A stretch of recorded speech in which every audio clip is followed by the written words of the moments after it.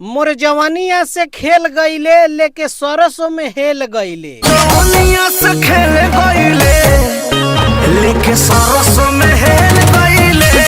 भोजपुरी के एगो गाभिन प्रेमी उर्फ प्रमोद प्रेमी यादव का एगो गाना रिलीज हुआ है। इस गाने का टाइटल है लेके सरसों में हेल गईले।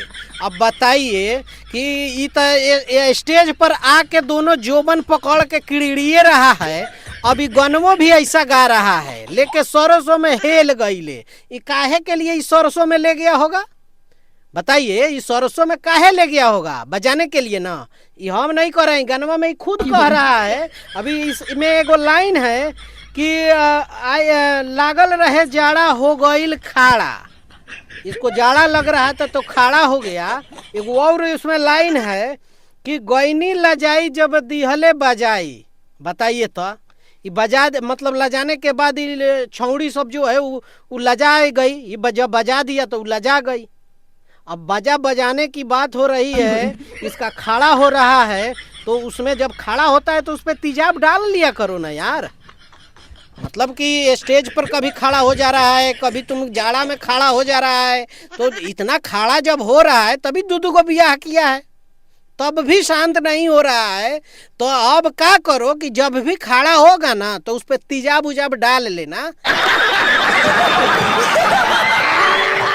ऐसे ऐसे ससुरा सिंगर सब है कि भोजपुरी को अश्लीलता इतना फैला रहा है कि इसकी क्या कहा जाए। ये सब गानवा ले जाके अपनी माई बहन को सुनाता है तुम लोग। बताओ जरा कि सब सरसों में लेके हेल गईला, जाड़ा में थोड़ा खाड़ा हो जा रहा है, तुम्हारा बजाने के बाद लजा जा रहा है। ये सब अगर बोलोगे तो तुम्हारा माँ बहन के पास ये सुनाते हो गानवा? नहीं सुनाते हो ना। तो भोजपुरी समाज को सुना के भोजपुरी समाज को क्यों कलंकित करना चाह रहे हो तुम लोग? बात तो सही है। ये गाना प्रमोद प्रेमी यादव का है और यही ये गाया है। अब अश्लीलता की परचम इसको अवार्ड देना चाहिए कि अश्लीलता का भरमार कर दिया है, और 4 जूता से स्वागत भी करना चाहिए जिसको लगता है कि अश्लील गा रहा है। अब ये गाना जो लिखा है ये इरशाद बेदर्दी ने लिखा है, इसको भी 2-4 जूता पढ़ना चाहिए। ये राइटर है, यही लिखा है तब जाके कोई गाता है।